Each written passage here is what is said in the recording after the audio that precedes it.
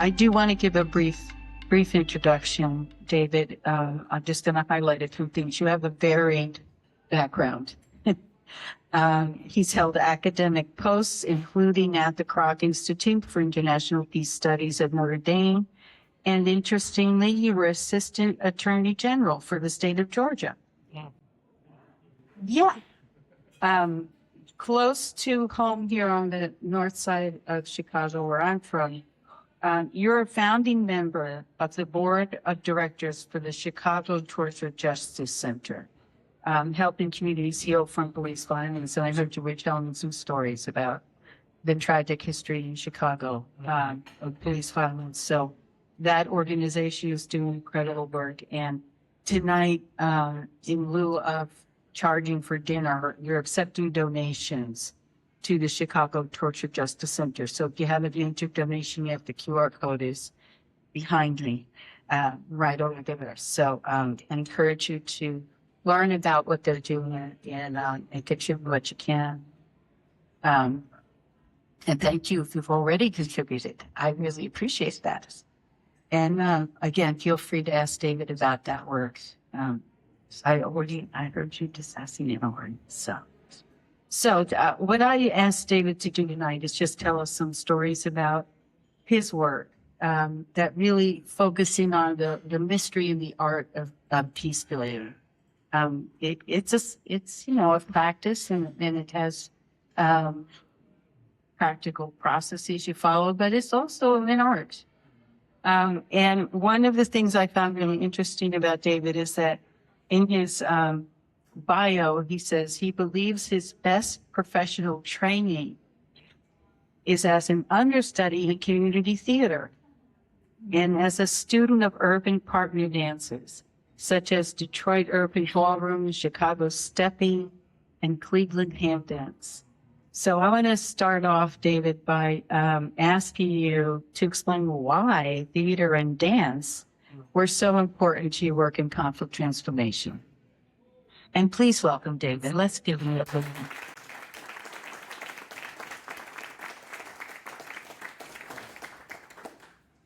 Thank you all. If you know anything about community theater, it's not like the big Broadway productions where there's an understudy for every part. In community theater, you have a male understudy and a female understudy. If you're the male understudy, you need to know every part that's currently played by a male, and any part that is played by a female but doesn't have gender implications. The reason being is that in community theater, somebody can get stuck in traffic, have a sick child, have to stay late for work, and so you show up and your responsibility is to be able to step in. And so on a given night, you could be the star, you can be in the chorus, you could just have one line, no lines. And if everybody is able to show up, then you run the soundboard. If the sound and lighting folks are there, you run the curtains, you sell tickets, you sweep up afterwards. And if all of that is taken care of, that if there's any empty seat in the room, you sit as a juicy face. That's what they call it. A juicy face, right? You know how to laugh when it's time to laugh, how to gasp at the appropriate moment, how to do whatever. In community building, I think being an understudy is the work, it's the metaphor for the work of community builders, which is to know the background story, to know the lines, to know the interest and the concerns of every party, and to be able to be quiet if you're not necessary, to not have any kind of resentment about not having a public stage or not having a place to speak, to not even have a seat at the table. But as necessary, if somebody isn't currently being represented, you can represent that voice, establish some measure of testimonial authority until they're able to get there. So that, just the metaphor of being an understudy, is what I do in community building. It's easier in English, but I also had to learn how to do this when I was working. I spent 19 years in and out of South Sudan, and I spent 7 years in and out of the Uganda, northern Uganda area, trying to figure out the Lord's Resistance Army. And you're learning different concerns and figuring out the backstory. For the people who are described as the villains, this is the thing that's really important. The people who are described as the villains in the local story, somebody has to know their story and understand that they are moving from a place of righteousness in their own mind. At the time I was working in northern Uganda, my hair, you can't believe this, you can't imagine it, my hair had been locked for about 10 or 12 years when I started working with them. And so I have the same dreadlocks that the Lord's Resistance farming folks have.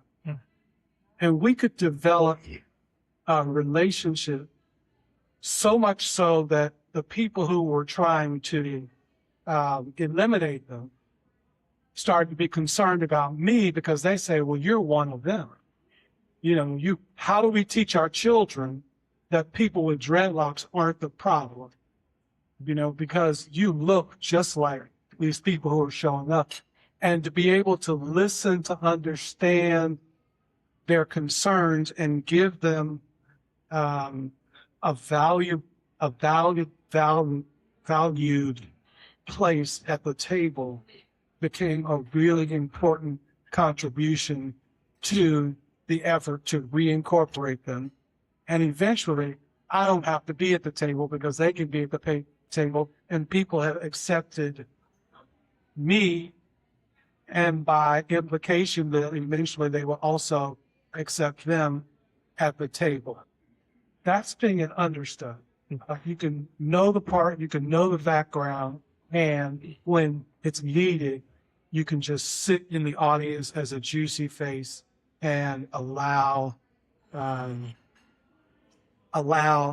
the work to be done and you not be a central part of it. Urban partner dance. We're in Chicago. Anybody here know how to step? Anybody here know anything about Chicago stepping? No.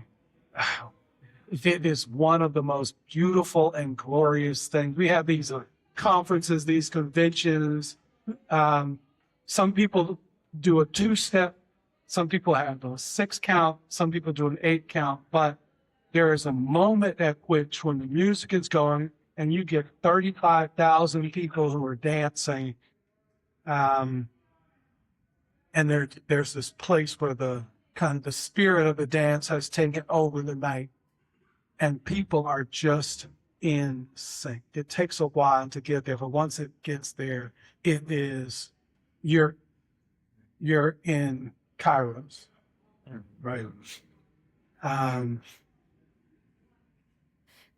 You can dance with anybody as long as they'll trust you. And sometimes it takes a while for them to trust you.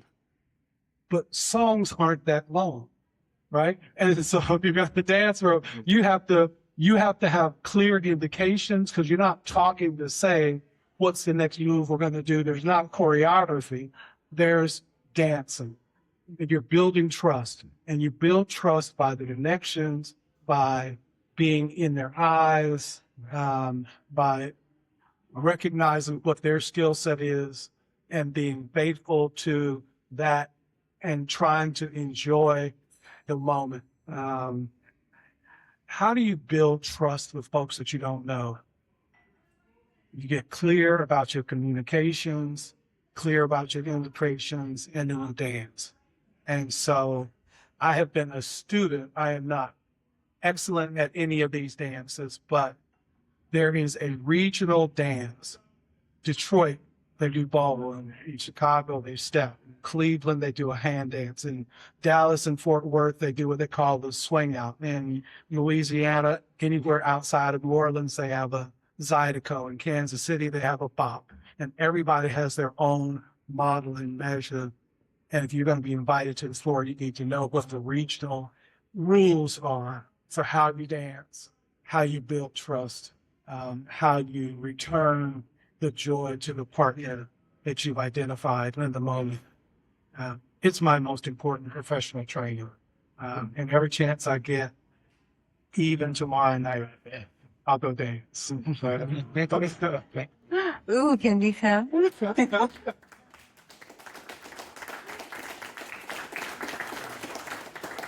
It's right, David. And one of the things that really captivated me about your process with TCC, you all know what that means now, was the use of the arts in trying to bridge divides of bringing people together that would not trust each other. They don't want to be in the same villa. And I'm wondering if you could talk a little bit about the role of the arts in bridging those kinds of resistances.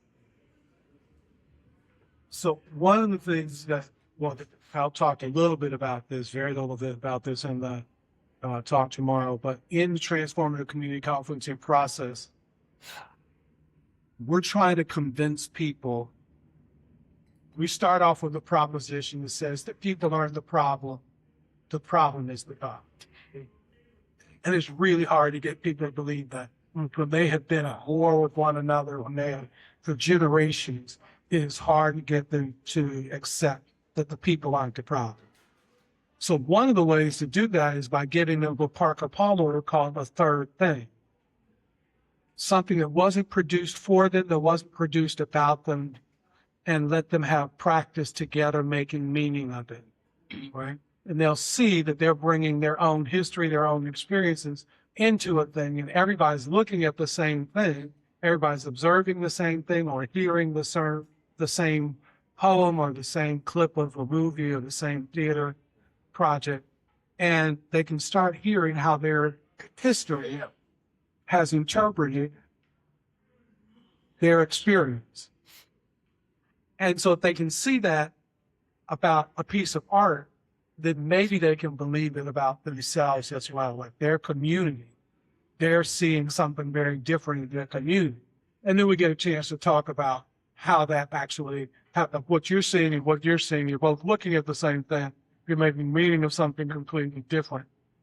And the arts become kind of that neutral space because people recognize this wasn't created for us, this wasn't created about us. It is not a critique of what we've done or who we are or what we do. It's just a piece of theater, or it's just a clip of a movie, or it's just a painting or a poem. And so it allows for that.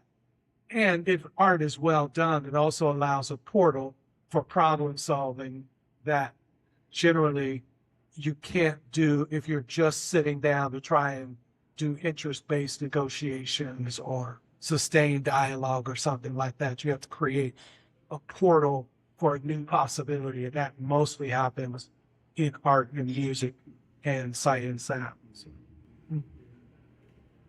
Thank you. I'm going to monopolize with one more question, then open it up to y'all. So feel free to pose a question to David. But I'm wondering, David, if you could talk a little bit about an experience you've had, maybe where you were transformed in trying to help transformation happen for other folks. I didn't put you on the spot, but if you could share something, that'd be great. So one of the things that many of you, without knowing me, will know about me is that I've been Black all my life. It turns out that among the things that I am, I have been Black all my life.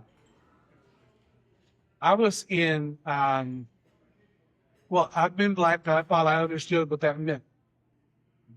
I was in South Sudan doing a workshop for the leadership of the army for the Sudanese People's Liberation Army. I was doing a workshop. Actually, we were talking about restorative justice. And it was supposed to be a 7-day workshop. It started 4 days later than it was anticipated. And we were rolling into the 9th day.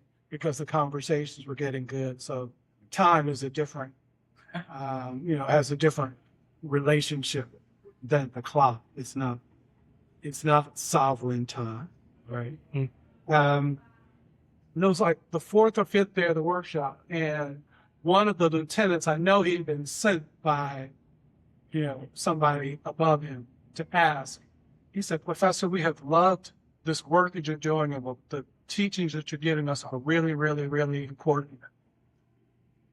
And we were all excited because we heard that there was going to be a Black American professor that came to give the workshop.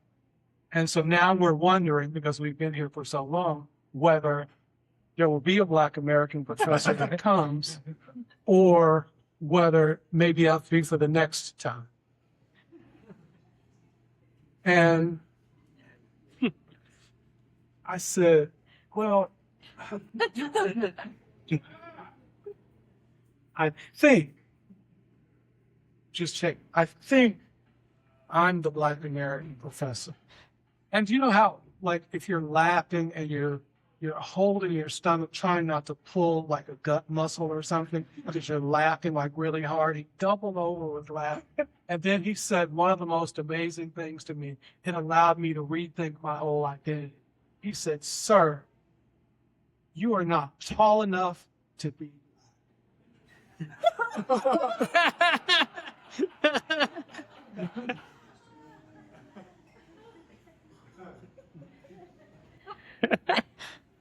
We were in the Yuba Mountains region, and so primary population there are Dinka. And in Dinka cosmology, they were the first created. And in any direction that you move from the Yuba Mountains, people get shorter and lighter skin. The original man, the original person that God created was Black. Sudan is the land of the Black. Sudan is the land of the original man.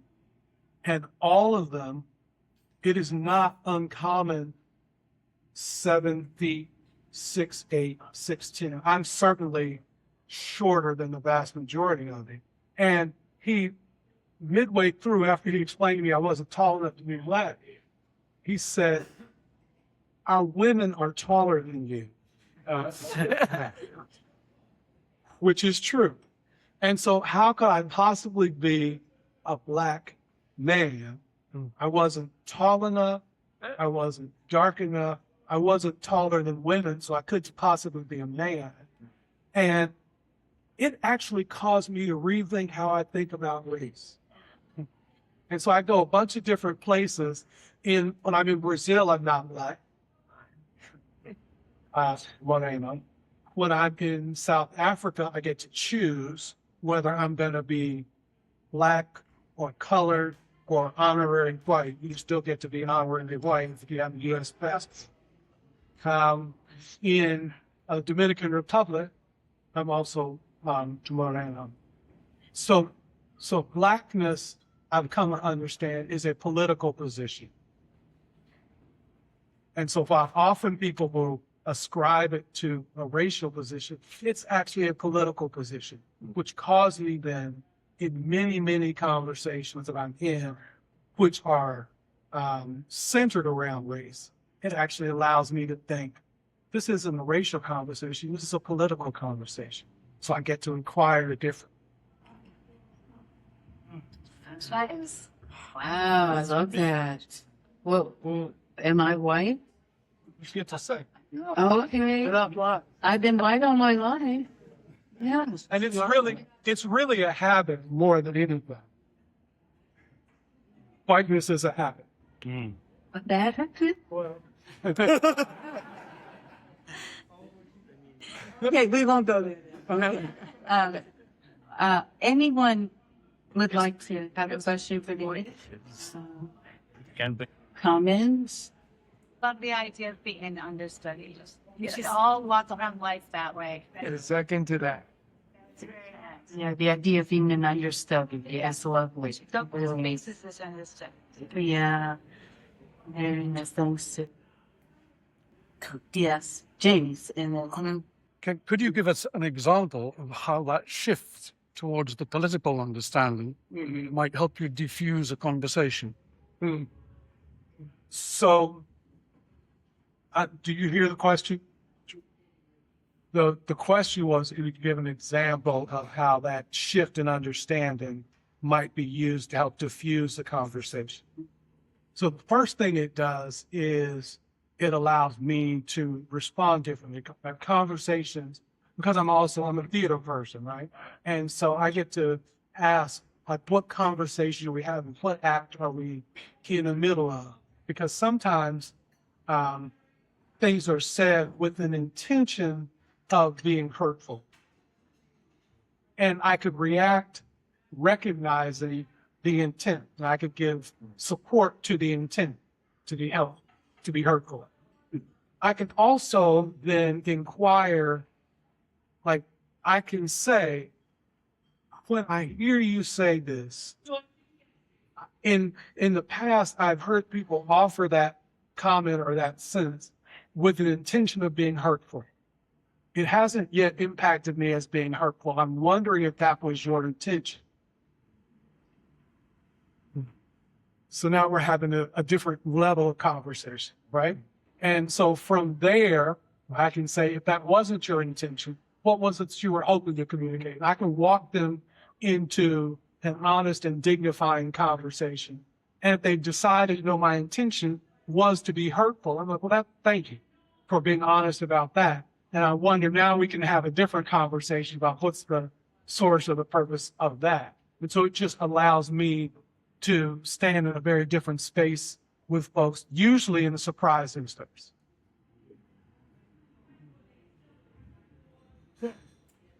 Yeah, so maybe I'll continue the understudy thing. I live in a crazy country right now, and I'm wondering how I can apply being an understudy, what's going on here right now.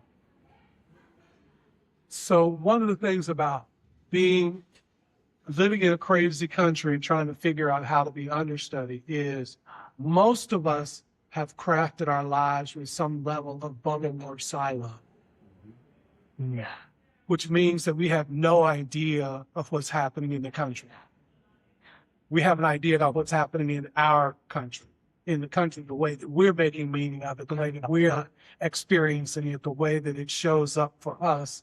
And so the first thing to do is to talk to some folks that you've never met, to get a sense of how they're seeing it, and not to understand.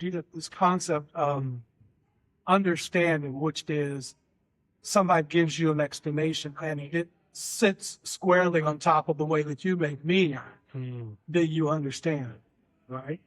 Not that.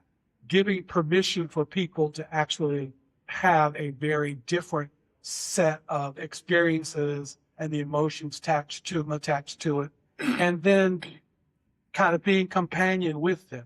Like, I wonder what that would be like. If you can get through a day in the country in this country right now, without bumps and bruises, that means that the country is primarily organized for your benefit. And so finding some ways to walk where you're going to get some bumps and bruises, figuring out a way to be in some places that you don't understand, some places where it's not designed to continue the accumulation of benefits on your behalf, is going to be the first step inside of being an understudy, is to get out.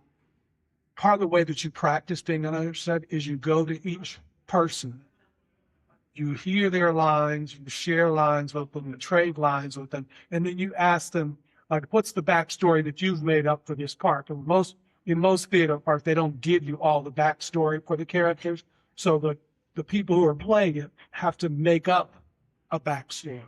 So ask them, what's the background that you're bringing to this part, so that I can then recognize what the emotion is that you're bringing, what the intention is that you're bringing. Doing that in real life, because all we're doing is performing in our communities, in our context. We are performing a particular act of theater. And so understanding the backstories of all the other players becomes really important. And for some of them, you know that when you go to the table, your voice is more likely to be received than some of the others. Figuring out who in your community context doesn't have the same measure of testimonial authority that you have, and then hearing their story and trying it out from time to time. Just trying out their story at the table. See if people will hear it differently when it comes in your voice as opposed to theirs. Just test it out. It's like a way of running lines with folks. It's good practice.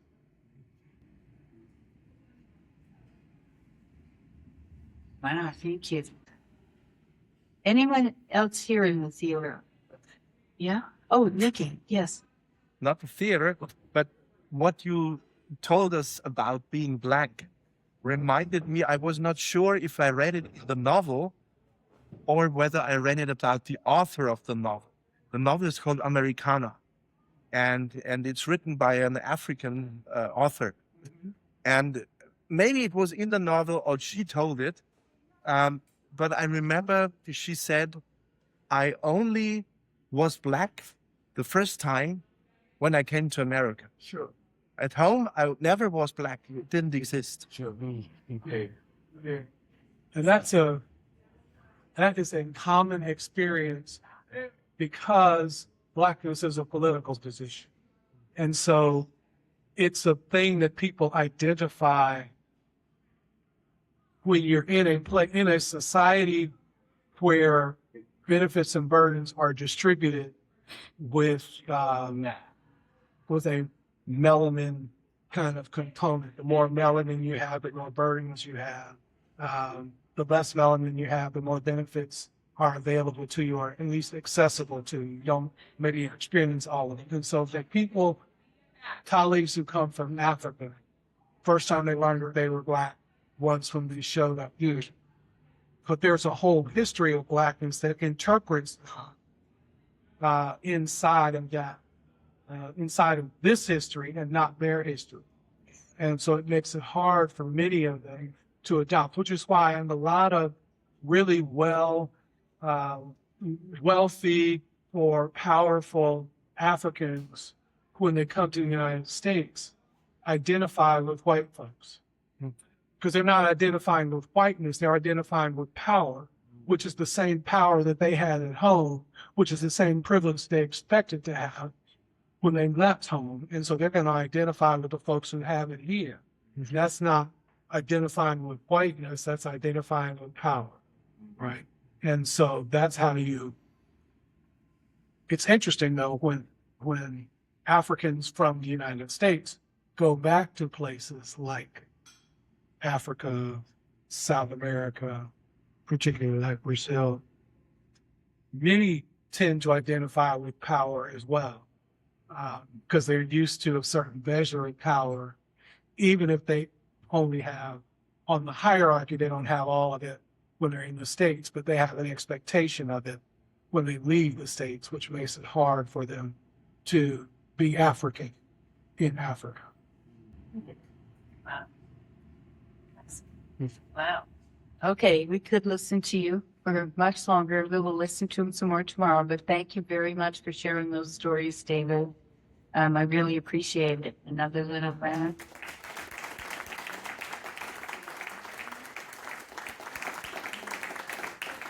Oh, Get out of the way of that big room being. okay, thank you. Yeah, I hope you can see now a little bit of why I was so inspired by David in this process to update the Wicked Truth to incorporate this kind of idea of transformation. I was already, captivated by a work of art that helped have difficult conversations, but when David helped me see just how I could create more conversational opportunities for small groups and individuals, that's when I really got excited. So we decided the new book was different enough that it needed a new cover. So here it is. Lyle can help me. There is the new cover.